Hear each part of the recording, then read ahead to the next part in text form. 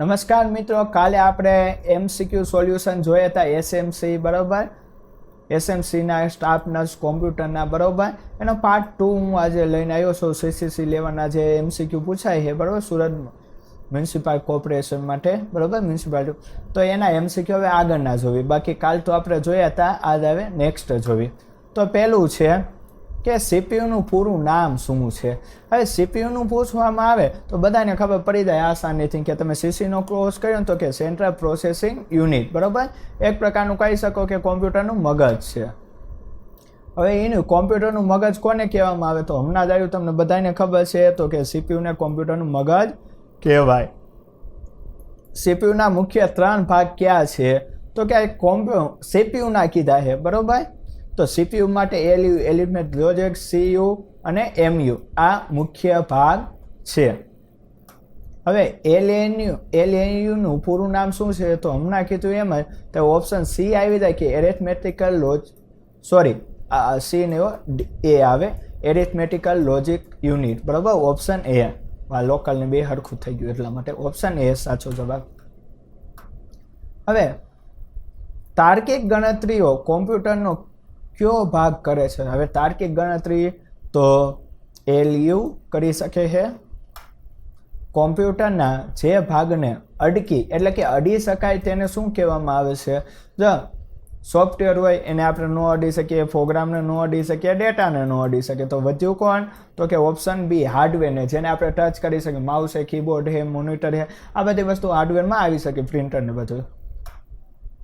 હવે કોમ્પ્યુટરની ઝડપ કયા એકમથી મપાય છે બરોબર, મીટર હે, લીટર હે કે એમ્પાયર હે તો કહી શકાય હર્ઝમાં મુકાય, HZ કાં તો ગીગાહર્ટ્ઝ બરોબર, GHZ એવું લખેલું હોય છે, એની ઉપર મપાય. હવે હું તમને જરા પ્રેક્ટિકલ બતાવી દઉં. એક જ મિનિટ, આનું એક minute old setting system about. જો અહીંયા પ્રોસેસર છે AMD Ryzen 1600 બરાબર, તો અહીં લખેલું છે 3.20 ગીગાહર્ટ્ઝ. તો હર્ઝમાં મપાય, HZ પાછળ લગેલો છે, બસ આ જ ખાલી બતાવવા માટે. હવે વિડીયોનું પૂરું નામ શું છે તો કે વિડીયો એટલે કે વિઝ્યુઅલ ડિસ્પ્લે યુનિટ, એટલે કે ઓપ્શન C આવશે. એના પછી નેક્સ્ટ જોવી કે કોમ્પ્યુટર સિસ્ટમમાં પ્રોસેસ થયેલ ડેટાને શું કહેવામાં આવે છે. હવે પ્રોસેસ થાય છે તો એને માહિતી કહેવાય, ઇન્ફોર્મેશન. કોમ્પ્યુટર કઈ ભાષા સમજે છે તો મોટા ભાગે આ પ્રશ્ન ઘણીવાર ડાઉટ થઈ જાય છે, અંગ્રેજી કોક ટીક કરીને, પણ નહીં, બાઇનરી 0 અને 1 મશીન લેંગ્વેજ જે કોમ્પ્યુટર સમજે છે. નીચેનામાંથી કયું ઇનપુટ ડિવાઇસ છે. ઇનપુટ એટલે કે જેના દ્વારા આપણે માહિતી દાખલ કરી શકીએ. તો પ્રિન્ટર છે તો પ્રિન્ટર દ્વારા આપણે માહિતી દાખલ ન કરી શકીએ બરોબર. સ્પીકર છે તો એ પણ આઉટપુટ છે સાંભળવા માટે. મોનિટર છે એ પણ જોવા માટે આઉટપુટ છે. પ્રિન્ટર પણ પ્રિન્ટ કાઢી શકે કાગળ, એટલે ઇનપુટ ન કરી શકે. તો વધુ કીબોર્ડ કે આપણે કોઈ પણ વસ્તુ કીબોર્ડ દ્વારા ટાઈપ કરીને કે માઉસ દ્વારા, એ બધા ઇનપુટ ડિવાઇસ છે બરોબર. માઉસ, કીબોર્ડ ઇનપુટ ડિવાઇસ કહેવાય. હવે નેક્સ્ટ જોઈએ કે માઉસ કયા પ્રકારનું ડિવાઇસ છે. તો હવે માઉસ શું તો કે પોઇન્ટિંગ ડિવાઇસ કહેવાય. સૌથી વધુ વપરાતું આઉટપુટ ડિવાઇસ કયું છે બરાબર, વધુમાં વધુ કયું વપરાય છે બરાબર. તો આપણે કીધું કે આ કીબોર્ડ તો ઇનપુટ કહેવાય બરાબર, સ્કેન પણ ઇનપુટ કહી શકાય, માઇક્રોફોન આપણે બોલ્યું તો ઇનપુટ કહેવાય. અને આ આઉટપુટ કીધું વધુમાં વધુ, તો મોનિટરનો ઉપયોગ વધુમાં વધુ થાય છે આઉટપુટ ડિવાઇસ તરીકે. પ્રોજેક્ટર એ કયા પ્રકારનું ડિવાઇસ છે.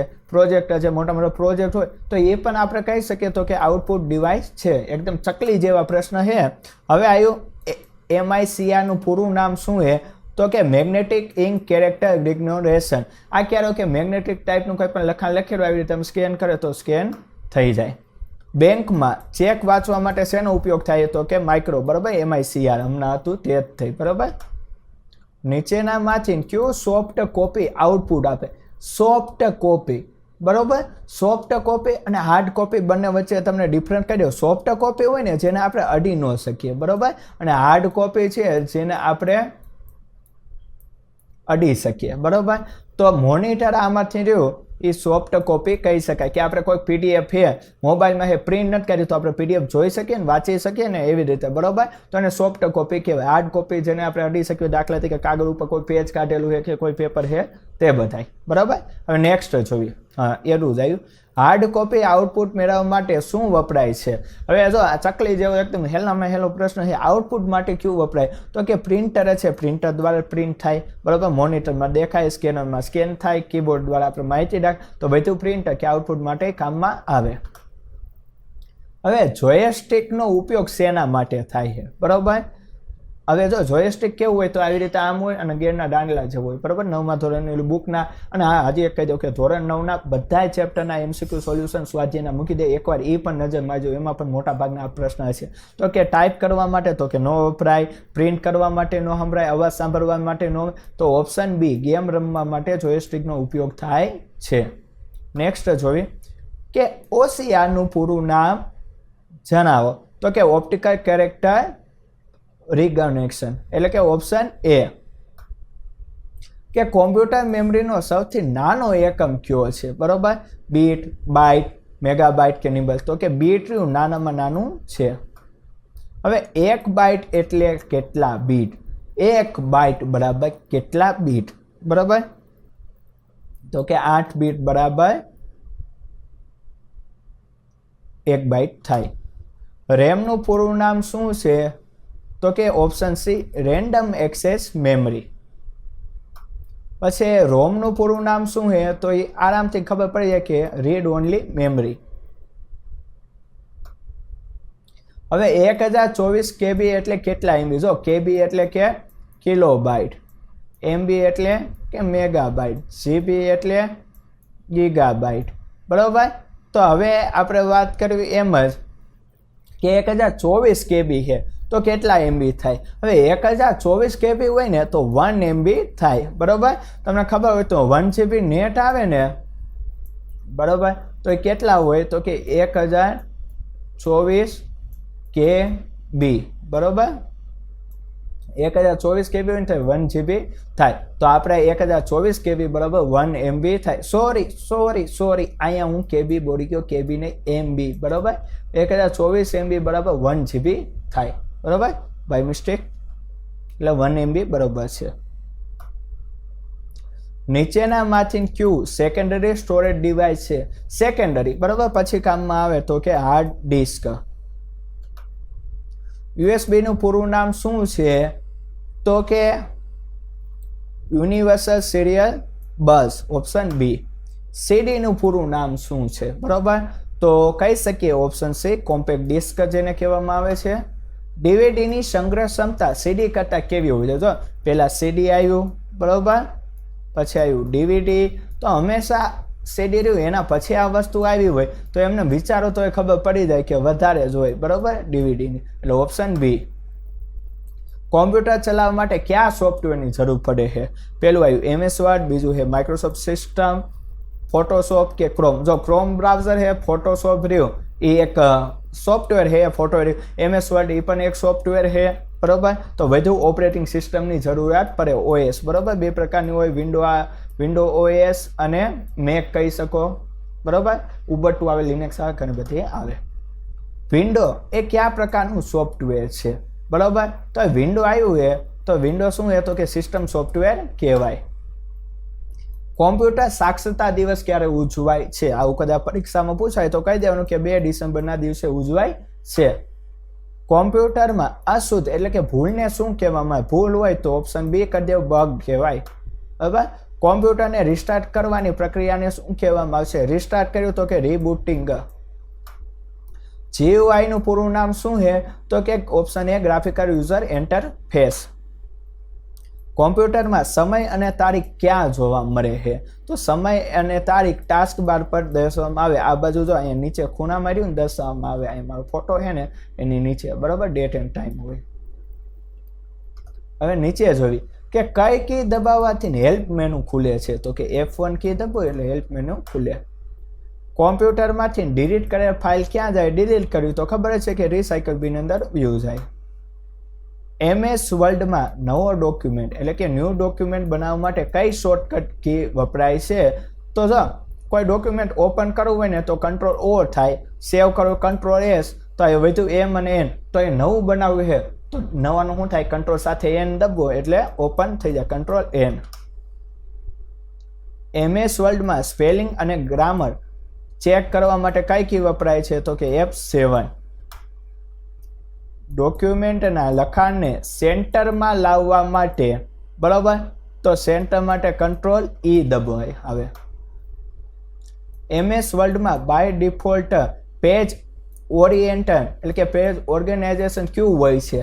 હવે જો બે પ્રકારના પેજ હોય, લેન્ડસ્કેપ અને પોર્ટ્રેટ. બરોબર, લેન્ડસ્કેપ કોને કહેવાય, આડું કહેવાય. પોર્ટ્રેટ એટલે કે ઊભું કહેવાય. બરોબર, તો મોટા ભાગે કેવું હોય તો કે પોર્ટ્રેટ જ હોય છે. બરોબર, પેજ સીધું જ હોય છે.